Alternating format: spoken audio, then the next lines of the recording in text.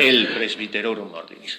Pues en el 30º aniversario de ese decreto conciliar, Juan Pablo II, a propósito de él, dijo: la Santa Misa es en modo absoluto el centro de mi vida y de cada uno de mis días. A ver si yo puedo decir esto, es la pregunta. La Santa Misa es en modo absoluto el centro de mi vida y de cada uno de mis días. Entonces, ¿a qué hemos dicho sí?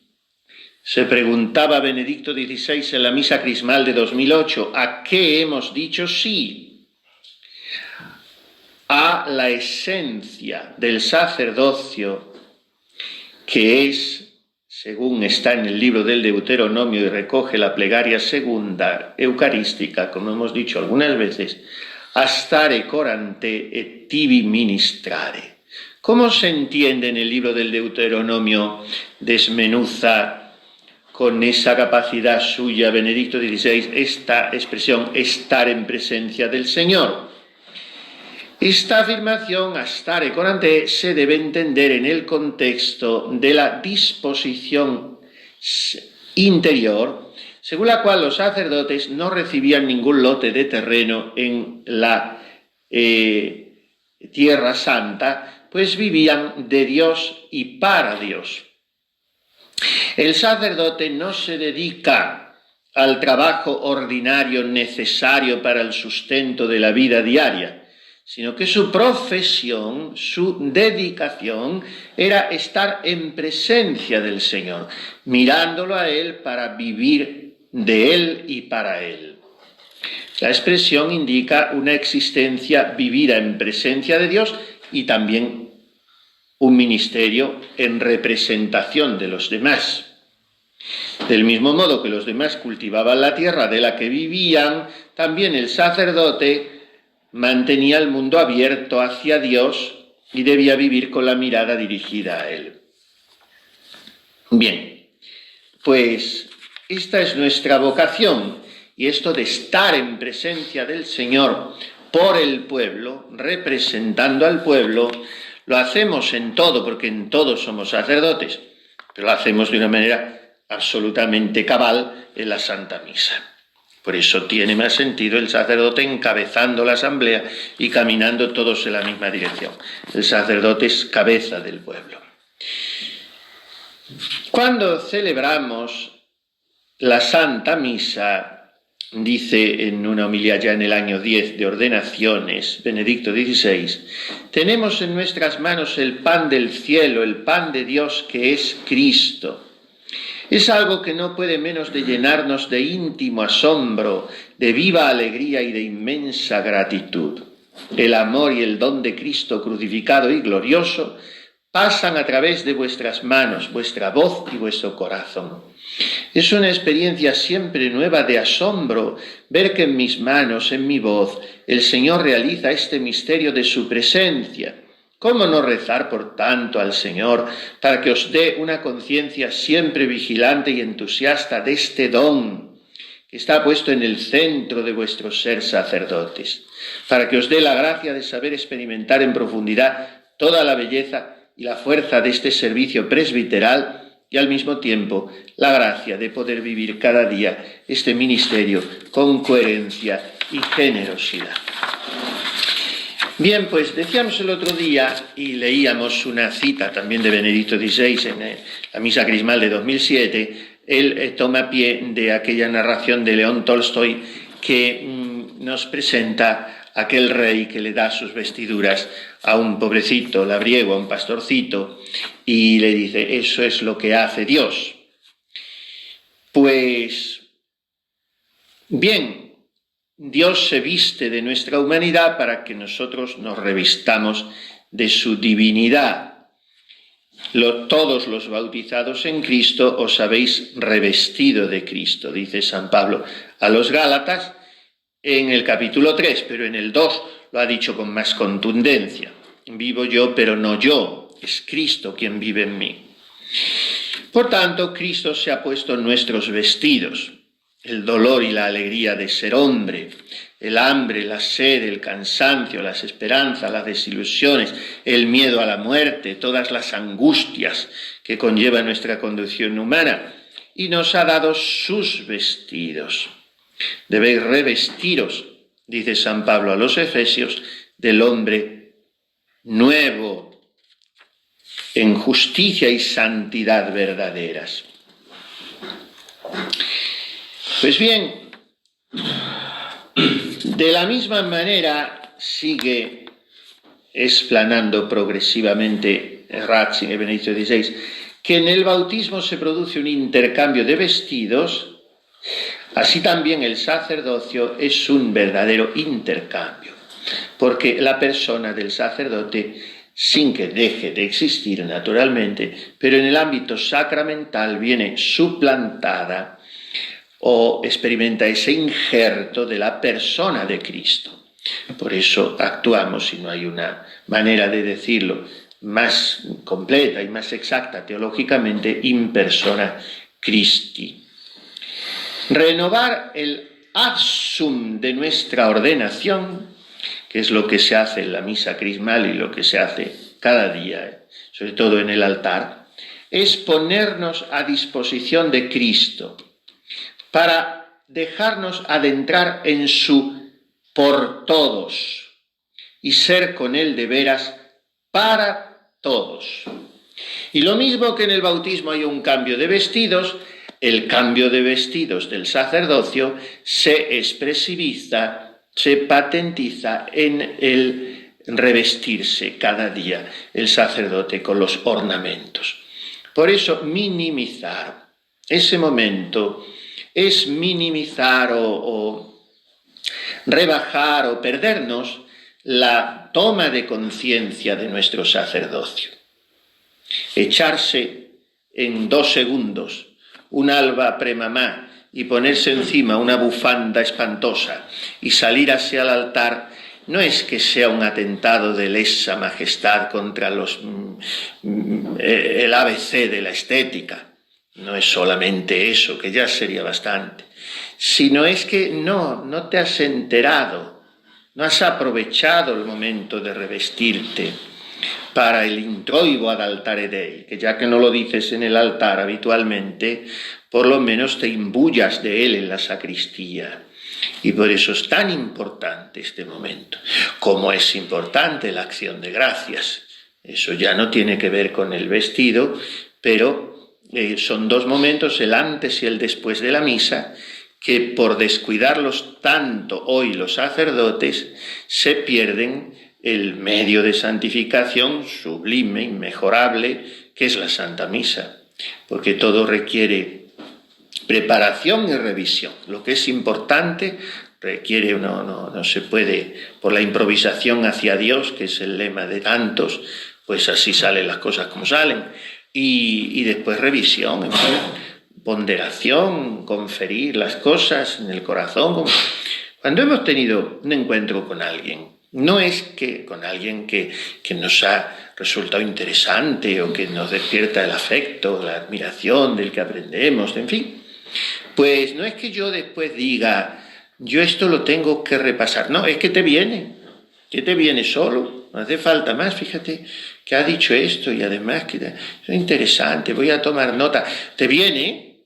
Bueno, pues con Jesús tendría que venirnos, ¿no? Ahora, si vas corriendo y sometes las especies sacramentales a un baño de café con leche, si es por la mañana la misa, o si es por la tarde, después de la comunión, viene la audiencia con la Gordi, pues se acabó. No hay quien saboree nada, claro.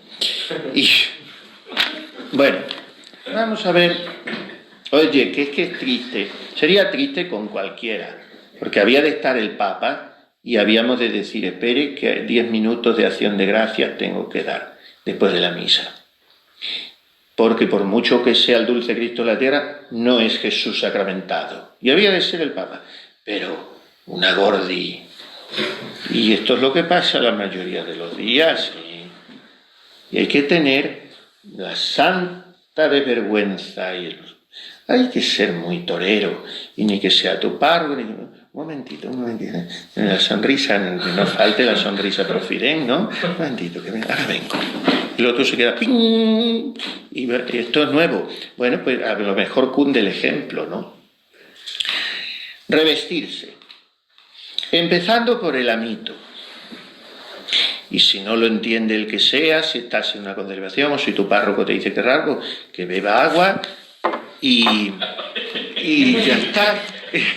Beba un poquito de agua, pero hay que ser libre porque el amito sigue estando mandado.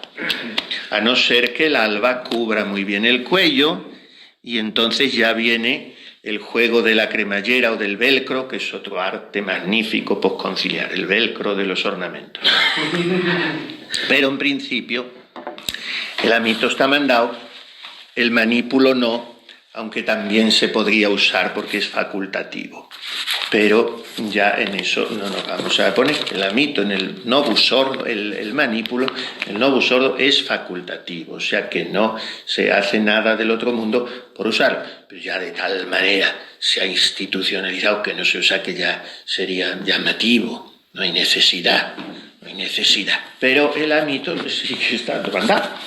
Y entonces, a ver cómo se empieza por ahí. Porque el amito es la capucha del monje. El amito es el yelmo del guerrero. Y el amito son las anteojeras del burro. Y las tres cosas somos nosotros. El sacerdote, esto es de José Antonio Primo de Rivera, ¿no? Mitad monje, mitad guerrero. Bueno, pues somos monjes, tenemos que tener bastante alma de monje, bastante alma de guerrero y alma de burro no, porque los burros no tienen alma. ¿Qué pensarán las burras si tuvieran las burras pensamiento? Dice un poeta extremeño, Luis Chamizo, en La Nacencia, que es una poesía preciosa, de un parto que tiene lugar por el camino, y es muy bonito, La Nacencia. Bueno, pues la burra le concede bastante importancia a la mirada de la burra. Y es que el burro tiene mucha importancia, porque lo dice el Salmo, ¿no? Homines et jumenta salvavit homine, y ut jumentus summa putte domine, soy como un borrico ante ti. En fin, el burro, pues para que vaya donde se quiere, se le ponen las anteojeras, ¿no? Para que no se distraiga con lo que pueda aparecer a sus lados.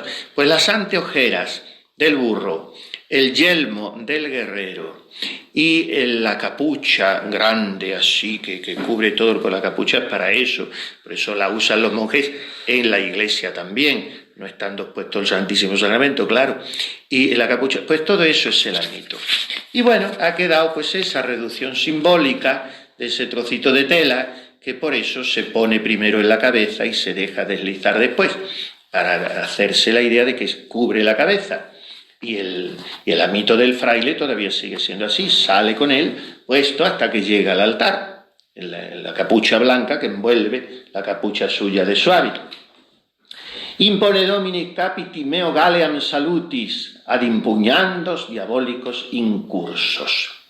O sea, pon, Señor, sobre mi cabeza, o impón, mejor dicho, el casco de la salvación, para que pueda yo echar fuera las molestias del demonio, diabólicos incursos.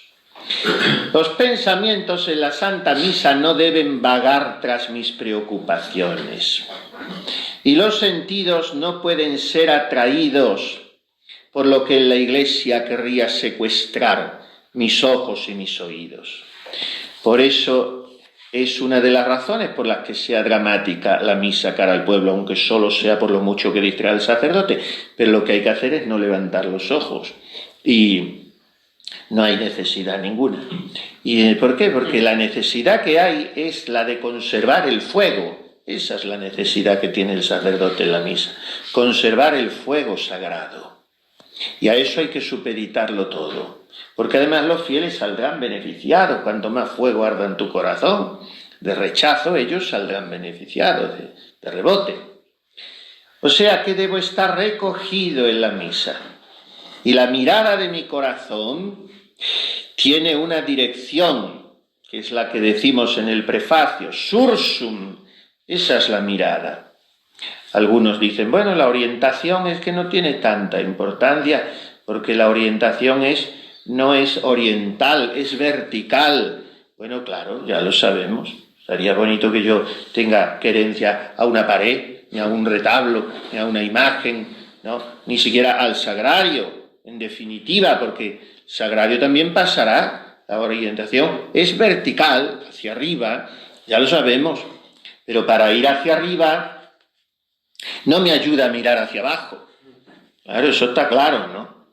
Ir hacia arriba me ayuda a estar orientado al Señor.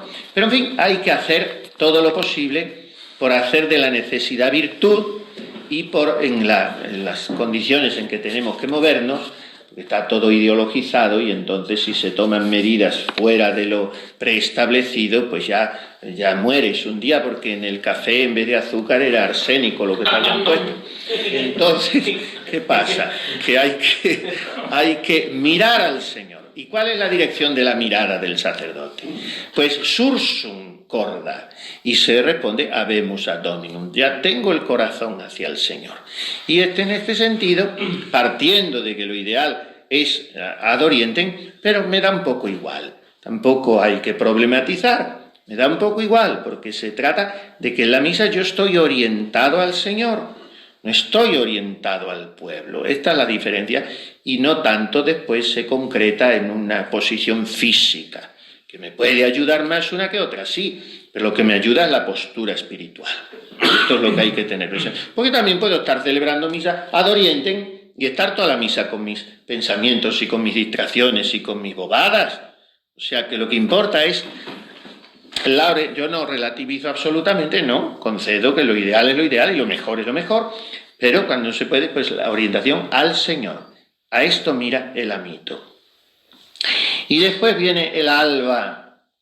De alba me dominet munda cormeum, ut in sanguineam ide albato gaudis perfruer sempiternis. Es muy bueno, todas son bonitas, ¿no? Las oraciones, pero es bañarse en la sangre del Cordero para que esa sangre me blanquee y así yo pueda gozar de las alegrías sempiternas, pero, atención, pueda gozarlas aquí. Yo estoy pidiendo en la misa el cielo allí, pero consciente de que entro en el cielo aquí. Porque en la misa tiene unas ideas preciosas, Juan Pablo II en la Eclesia de Eucaristia, es una ventana del cielo que se abre sobre la tierra. Y es un hacernos contemporáneos de Cristo, es entrar en la órbita de Cristo, por tanto es entrar en el cielo. La misa es la escala de Jacob, por la que Él desciende hasta mí y yo tengo la posibilidad de que no haya puerta cerrada entre el cielo y yo. Por tanto, que merezca gozar las alegrías sempiternas, que es lo que pido cuando me pongo el alba, que no me puedo poner un alba, que como su palabra lo dice, alba es blanca, no me la puedo yo poner teniendo el alma manchada. Por lo tanto, volvemos a lo mismo de antes. La orientación, bueno, sí, la orientación física, pero es la orientación espiritual. El alba, lo primero que tengo que blanquear es el alma. Y entonces gozaré de las alegrías del cielo en esa misa y en todas mis misas. Recordemos las vestiduras de los salvados, los 144.000 del Apocalipsis, al lavado y blanqueado sus vestiduras en la sangre del Cordero. ¿Qué quiere decir? Que yo, al subir al altar, quiero haberme sumergido y seguir sumergiéndome en el amor del crucificado. Eso es bañarme en la sangre del Cordero. Entrar en el corazón de Jesús y sentirme perfumado, cubierto, perdonado y renovado por Él. Porque esto es lo que blanquea mi suciedad y lo que ilumina todas esas parcelas oscuras de mi corazón, donde tantas veces recuso la entrada de la luz. Y de alguna manera también estamos renovando nuestro bautismo, la vestidura blanca de nuestro bautismo, o sea, es un querer retornar a la inocencia bautismal, el ponerse el alba. Aquel día nos pusieron una caperucita, un vestidito lleno de de puntillas y de cosas, y hoy pues nos ponemos otras puntillas que a veces son exageradas. Pero sí, porque tienen que ser buenas, si no son buenas no. Bueno, eso. Bueno, entonces, ¿qué vestido le faltaba a aquel que no podía entrar en la boda? ¿Por qué no tener vestiduras de boda? ¿Qué vestido le faltaba? Dice el Papa. Ese dejarlo fuera porque no trae el vestido de boda. ¿Cuál es el vestido? El vestido del amor. Y sólo así podemos entrar en la fiesta del cielo.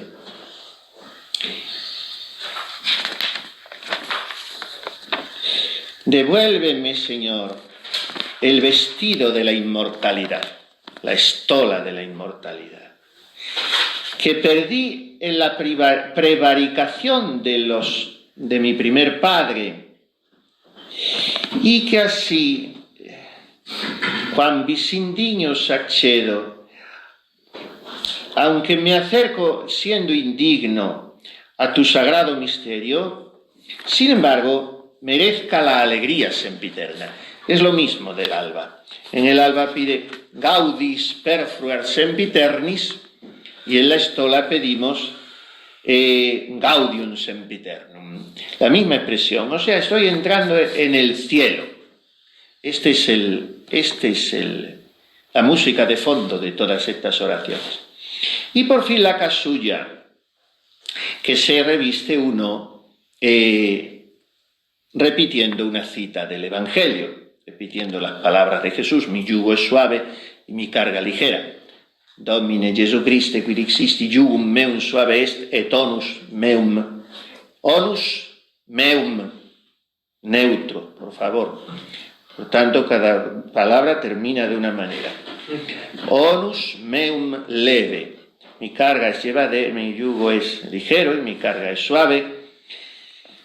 Haz que así que pueda yo llevar esto que me estoy poniendo, facutistud portare sic valeam, que de tal manera pueda llevar esto que consiga tu gracia. O sea, estamos pidiendo muchas cosas al ponernos la casulla, está pidiendo la mansedumbre y la humildad del corazón de Jesús, que nos dijo aquello, nos lo sigue diciendo cada día, y que yo lleve la casulla de tal manera que consiga la gracia del Señor. Pues, ¿cuál es la gracia? Aprender eso de él, a ser manso y humilde de corazón. Y a veces quisiéramos decir a Jesús, dice el Papa: Señor, para mí tu yugo no es ligero, más aún es muy pesado en este mundo. Pero luego, mirándolo a él, que lo soportó todo, que experimentó en sí la obediencia, la debilidad, el dolor, toda la oscuridad, entonces dejamos de lamentarnos. Su yugo consiste en amar como él. Y cuanto más lo amamos a él y cuanto más amamos como él, más ligero nos resulta su yugo, en apariencia pesado. Pidámosle que nos ayude a amar como él, para experimentar más cuán hermoso es llevar su yugo. Y así terminó esa homilía de la misa crismal de 2007, Benedicto XVI.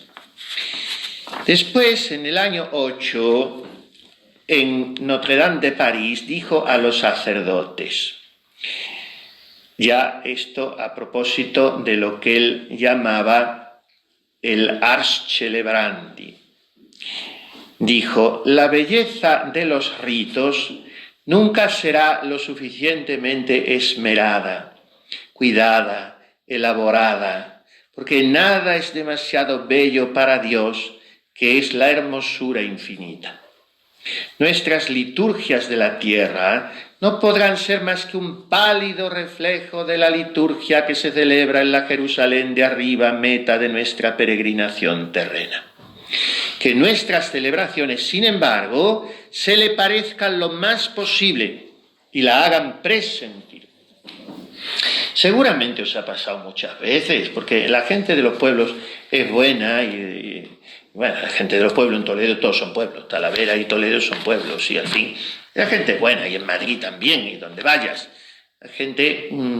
y entonces, cuando se cuida la liturgia, no por un afán esteticista, ni mucho menos personalista, mucho cuidado con eso, sino con un profundísimo sentido de adoración.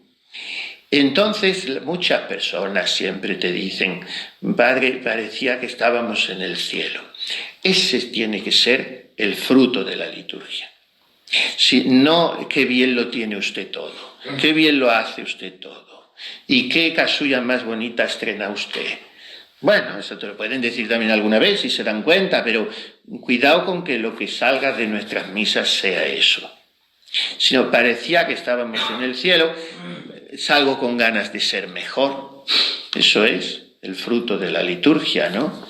Y que las almas se enamoren más de Dios porque tú te enamores más de Dios y lo contagies a nivel muy secundario, o sea, esa emulación, ese contagio del sacerdote es a nivel muy secundario. Lo primero que hay es una transmisión sacramental en el orden sobrenatural, que el que lo contagia es Jesucristo, que es el sacerdote no principal, sino único. Tú y yo somos un lugarteniente torpe y desmañado que hace lo que puede. Pues ese es el fruto del ars celebrandi. No es un fin en sí mismo. Hoy hay que tener mucho cuidado con las reacciones, porque se nos cuelan subconscientemente. Y como estamos en un circo,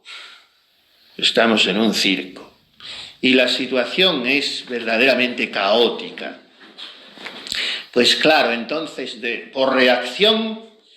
la única reacción a la que tenemos que tender es la santidad. Esa es la reacción a la que hay que tender. Y luego se concreta en las formas externas, pero no absolutizándolas. Ahora, quien quiera decir que las absolutizamos, eso ya es su problema. ¿Qué vamos a hacer? Criticar, de todas maneras, hay que recibir críticas, sí, pero que se perciba en el sacerdote que lo que busca es eso, la configuración con Jesucristo, la adoración a Jesucristo, y que luego el que sea no lo entienda, pues yo ya no le puedo obligar, eso es su problema. Pero que no dé motivo yo a decir, mira, este es el que se monta su liturgia. No, es la de Jesucristo. Y entonces... con este arte de celebrar, dice Benedicto XVI, en un encuentro que tuvo con el clero de Albano, allí al lado de Castel Gandolfo, en el año 2006, le dice, con este arte el sacerdote no invita a los fieles a una especie de teatro, de espectáculo, sino a una interioridad que se hace sentir de modo aceptable y evidente para las personas que asisten. Solo si ven que no es un arte exterior espectacular, porque no somos actores, tiene que tener también su parte, en el mejor sentido, teatral. Llama el mismo Ratzinger en la fiesta de la fe, también habla del aspecto lúdico de la liturgia. O sea, la liturgia también es una representación, pero yo no soy un actor, esa es la cuestión. Entonces el fiel tiene que percibir que eso es expresión de un camino de nuestro corazón, que atrae también el corazón del fiel. Entonces la liturgia resulta bella cuando se convierte en comunión de todos con el Señor. Primera exigencia del ars celebrandi. La primera exigencia propiamente tal es la propia celebratio, la celebración, que es un coloquio con Dios, no es celebración para la asamblea, es un coloquio con Dios. San Benito dice en su regla, mens concordet voci, la mente, el alma, debe concordar con la voz. Los textos litúrgicos son oraciones todos, no son diálogos con nadie, son oraciones. El único diálogo es el inicio del prefacio y es un diálogo para invitar a los demás a que eleven su corazón al Señor y le den gracias. Y luego hay un brevísimo diálogo que es cada vez que decimos al pueblo que el Señor esté con vosotros o está. Y ese diálogo se ha perdido el hacer comprender al pueblo que el sacerdote se lo transmite porque es deseo del propio Jesucristo.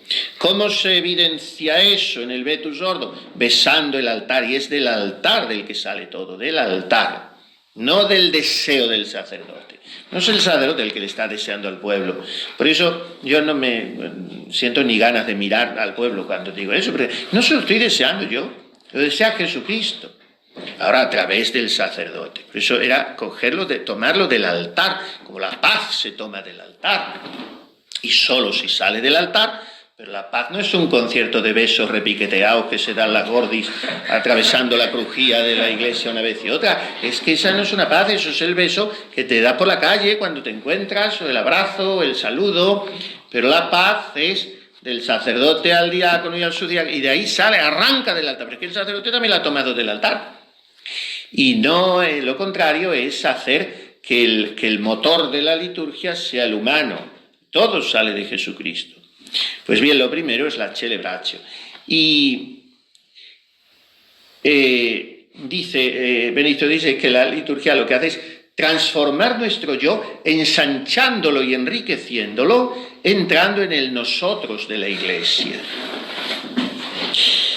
Y por tanto, el sursum corda del prefacio debería ser el camino de nuestro pensar y hablar. El corazón del sacerdote debe estar tan abrasado y tan encielado que sea capaz de arrastrar con él los corazones de los fieles hacia arriba. No mantenerse en un plano horizontal, porque no es eso la misa. Esa es la primera exigencia, la celebratio. Y la segunda son las cosas prácticas. Y las cosas prácticas son pronunciar bien las palabras. Y si te da por el latín, y si celebras el latín, pronuncia bien. No hagamos tampoco el ridículo. Y si no, se dice en castellano. El latín por lo menos hay que pronunciarlo bien y entonarlo bien. Porque si hay una coma, es que además el misal trae hasta los acentos, que el latín no tiene acentos, pero pone acentos, porque sabe que los curas ni los de antes tampoco. Pasa que los de antes por lo menos sabían más o menos por dónde andaban, pero hacían también cada barbaridad, y el clero español en esto ha sido muy desastroso además. Y por eso los franceses nos han mirado siempre con una sonrisa de indulgente y benévola conmiseración. En España, mucho cura y poca cuna, decían los franceses. Bueno, pues es que los curas españoles, la verdad que hemos sido muy patanes, ¿para qué vamos a decir otra cosa? Pero somos españoles y ya está, y el que le pese que reviente. Y entonces, bueno, pues hay que pronunciar un poquito bien, y por lo menos si hay una coma, pues sube un poco el tono, como nos enseñaban cuando éramos niños, ¿no? Y es que, pero bueno, no saben hablar ni los diputados, o sea que nadie. Pero si hay una coma, si hay un punto parate, en fin, la pronunciación y la dicción. Y si tienes medio lengua de trapo o eres andaluz o lo que sea, pues ensálgate un poco. Y, en fin, yo qué sé, la dicción es importante. Y después los silencios son todavía más importantes que las palabras. Los silencios. Y la preparación, en fin, ¿qué os voy a decir de eso si sois curas de almas todos? Pues yo que sé todo, la música es importantísima. La música es no sé si decir el 50 o el 75 o el 90%. La música es importantísima en la liturgia. Y los ministros, los acólitos también son muy importantes, que no se vea el cura solo en el altar. Y, en fin, la belleza celebrativa en general, ¿no? Pues este arte no debe ser nada artificioso, dice Benedicto XVI. Vamos a verlo un poco ahora, esto del gusto por la misa, la vida eucarística, en San Juan de Ávila. San Juan de Ávila le dijo un día a un discípulo: quisiera celebrar bien la misa un día de mi vida. Le dijo San Juan de Ávila: quisiera celebrar la misa siquiera un día de mi vida. Cuando acabo de recibir a nuestro Señor en la misa, no querría abrir la boca. Dice Garrigou-Lagrange que no debe ser menor a media hora el tiempo de acción de gracias de la misa. Juan de Ávila era 1 hora, por lo menos. Claro, hay que ser realistas. Esto muchas veces no se puede, otras sí se puede, ¿eh? Otras muchas veces sí se puede. Pero, en fin, ahora, no sé, está todo tan pastoralizadísimo y tan parroquializadísimo. Las misas vespertinas es una cosa bastante dramática. Pero se puede cuando se quiere. Sí, porque la misa por la mañana te ilumina el día y te centra el día y la celebras con otra disposición en todo sentido, físico, anímico y de todo. Y la misa por la mañana es más exigencia espiritual siempre, por muchas cosas, pero en fin, no vamos a entrar en eso. Pero bueno, está por la tarde, pues bien. Y entonces se puede dedicar un tiempo a la acción de gracias. No sé si 1 hora, ni siquiera sé si media hora, pero sí sé que 10 o 15 minutos sí. Eso sí. Bueno, se puede ir enseguida a donde sea para que nos tengan que poner como San Felipe Neri, a aquella señora pitonga, los 2 monagos que fueran con los candeleros a su lado por la calle. Bueno, pues entonces San Juan de Ávila, cuando se ponía a dar gracias, decía algunas veces: ángeles, fuera. Ángeles, quedaos fuera. Porque ni ellos pintan nada. Porque la audiencia es con el rey. ¿Qué son menester terceros para tratar con vos? Decía el otro día Santa Teresa, leíamos. No son menester terceros. Porque donde el sol está, no tienen luz las estrellas. Entonces, ni los ángeles. Porque es la audiencia real. Dice Santa Teresa en uno de sus avisos: no perdáis tan buena ocasión, tan buena sazón, dice ella.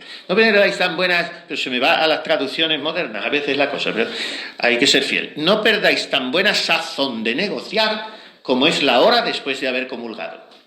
La hora ella no se refiere a la hora de reloj, sino el tiempo después, pero ojalá fuera 1 hora. Pero es la sazón de negociar los asuntos que haya que ventilar ahí, los memoriales que hay que llevar a su majestad. A los reyes lleva un memorial y cuando tú tienes que despachar con alguien, yo he hecho tantos promemorias y tantos resoconto y tantos memoriales, y en un folio hay que poner cosas muy, muy decisivas y muy graves. Bueno, cuando la persona en cuestión con la que tienes que tratar para esos temas te va a recibir, pues te va a recibir 5 minutos o 10 minutos. Y en esos 10 minutos tú aprovechas y dices: esto, me interesa sacarlo adelante. Pues el memorial, ahí hay que ventilarlo con el Señor después de comulgar. Todos conocéis aquel episodio. Yo voy muchísimo a Montilla, claro, y a las clarisas aquellas, y la capillita que está, que es pequeña dentro de la iglesia, que es una belleza, en fin, habréis estado. Capillita pequeña, allí a mano izquierda, es donde se acercó San Juan de Ávila al cura aquel, como que iba a poner derecha una vela, porque la caridad es delicada, no fue y le zocotreó, sino que tiene la vela derecha y de paso al oído, trátele bien que es hijo de buen padre, porque estaba haciendo las rúbricas de mala manera, en fin, los autores espirituales delimitaban el tiempo de la misa. La misa, lo suyo es que dure 33 minutos, abamictu adamictum, o sea, 30 en el altar, más o menos, 28, 30 en el altar. Abamictu, desde que te dé el amito al amito. Desde que te empiezas a poner el amito hasta que te lo quitas, 33 minutos. Por lo tanto, la misa 30. Bien dicha, tampoco hace falta eternizarse. Si un día estás solo, te da devoción, estás alzando y te cuelgas de la hostia 1/4 de hora, bendito sea Dios, estás tú solo y ya está. Pero cuando estás con la gente, no debes tampoco meter a la gente en el engranaje de tu devoción particular. Si no, la misa tiene que durar lo que tiene que durar. Y entonces, sí. O cada uno se le tira un poquito, le da más fervorín. Bueno, se pueden admitir ciertas inclinaciones, pero no poner ahí la rúbrica tampoco personalista, ¿eh? Cuidado con eso. Y entonces, pues los curas, pues muy estilo me la cargué, como digo, y entonces se estipulaba el tiempo. Y solían decir los manuales, eso hasta hace poco, y San Ligorio lo dice, de la misa precipitada, tiene un tratado San Ligorio, de la misa precipitada. Y entonces dice que la misa, 20 minutos, es por lo menos pecado venial, y cuarto de hora es sin duda pecado mortal. Celebrar la misa. Bueno, ahora la plegaria segunda y la misa nueva no se aplica eso. Yo la he aplicado algunas veces, la he celebrado que estoy solo, voy a algún sitio estoy solo, y no dura más de cuarto de hora. Como la epístola sea breve, la misa por la plegaria segunda, tú solo, vamos, te detienes lo que quieras y 20 minutos, todo lo más. Pero la misa, tú solo, es siempre igual, por lo tanto, dura lo que dura. Bueno, pues claro, no con precipitación, pues ese cura estaba, estilo me la cargué, y el santo maestro se fue por detrás, como a poner la vela, trátele bien que es hijo de buen padre. Ya que yo le haría tanta operación al muchacho aquel, o lo que fuera, no sé si era muchacho, y luego entró Ávila en la sacristía. Como los santos son tan delicados, y le dijo, mire padre, perdóneme, pero es que la misa, y empezó a hablarle de la misa. El otro se echó a llorar. Y eso no se suele contar, nada más que se cuenta lo de la vela, pero el otro se echó a llorar, de ver lo que le estaba diciendo el otro y cómo él celebraba la misa. Y entonces San Juan de Ávila le cogió y le dio un abrazo. No pasa nada, si ahora va a empezar a celebrar, mejor le dio un abrazo muy apretado y ahí se acabó la cosa. Bueno, pues estos son los santos, ¿no? Y vamos a ver qué dice el propio San Juan de Ávila de esto. En una carta a un sacerdote le recomienda esto. Sea la primera regla que en recordando de noche del sueño, ya hemos quedado que recordar significa despertarse, en recordando del sueño, por eso como la misa era a las 6 de la mañana, a las 7, a las 8, pues es que todo te ayudaba, vivir esa noche lo más santamente posible, en fin, te voy a celebrar en cuanto me despierte. Y en recordando del sueño, le parezca que oye en sus orejas aquella voz, ex sponsus venit, exite obvia mei. Y pues el haber de recibir a un amigo, especialmente si es gran señor, tiene suspenso y cuidadoso al que lo ha de recibir, cuanto más razón es que del todo nos ocupe el corazón este huésped que aquel día hemos de recibir, siendo tan alto y tan a nosotros conjunto, que es adorado de ángeles y hermano nuestro. Y con esta consideración rece sus horas.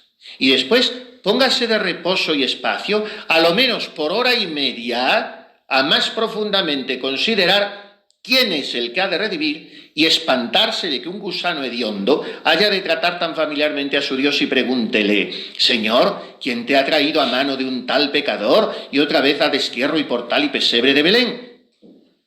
Acuérdese de San Pedro, que no se halló digno de estar en una navecica con el Señor. El centurión no le osa meter en su casa. Y otras semejantes consideraciones por las cuales aprenda a temer honra y obra tan terrible y reverenciar a tan gran majestad. Esta es la disposición un poco psicológica de esto. Y dice, luego, presente delante de su majestad los pecados que toda su vida ha hecho, particularmente las pasiones y defectos que de presente tiene. Y como enfermo que enseña sus llagas al médico, pídale conocimiento y salud de ellas. Luego ofrezca al Eterno Padre este sacrificio que es su Hijo por las personas particulares que tiene obligación y por la Iglesia Católica, acordándose de cómo se ofreció el Señor en la cruz por todo el mundo. Y pídale una poquita de aquella encendida caridad para que el ministro sea conforme con el Señor. Luego suplica a Nuestra Señora, por el gozo que hubo en la encarnación, que le alcance gracia para bien recibir y tratar al Señor que ella recibió en sus entrañas. Y lea algo que habla de este santísimo sacramento, así como Contemptus Mundi en el 4º libro, el Kempis, o otro si hallare. Mas si con la oración estuviese muy recogido y devoto, no cure de leer. Acabada la misa, recójase media hora o una, y dé gracias al Señor por tan gran merced de haber querido venir a establo tan indigno. Pídale perdón del ruin aparejo y suplíquele, le haga mercedes, pues suele dar gracia por gracia. Así tiene varias cartas a los sacerdotes, también sobre cómo han de predicar, cómo han de confesar, está todo en el Padre Ávila. Y dice que considere el sacerdote: a Dios voy a consagrar y tenerlo en mis manos y hablar con él y recibirle en mi pecho. ¿Quién no tiembla de amorosa reverencia?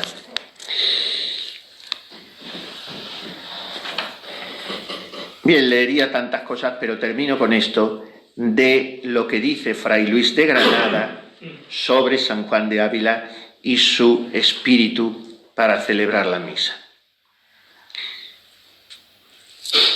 Esto nos declara lo que este varón de Dios sentía del aparejo para tratar este tan alto sacramento, y por otra parte nos da materia para llorar, considerando con cuán diferente aparejo celebra el día de hoy la mayor parte de los sacerdotes.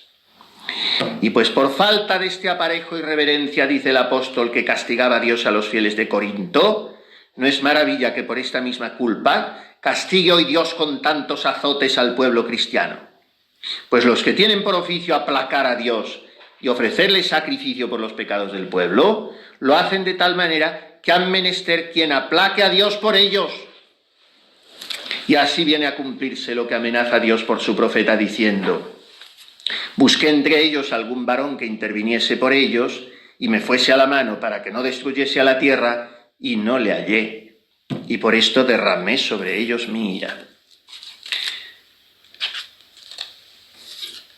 Bien, tenemos aquí para examen un poquito cómo son nuestras misas, cómo nos preparamos, cómo celebramos, cuánto durante ellas intercedemos, cuánto pedimos en la misa por la Iglesia, que es por lo primero que hay que pedir, y después por todo lo que nos encomiendan, pero sobre todo por la Iglesia.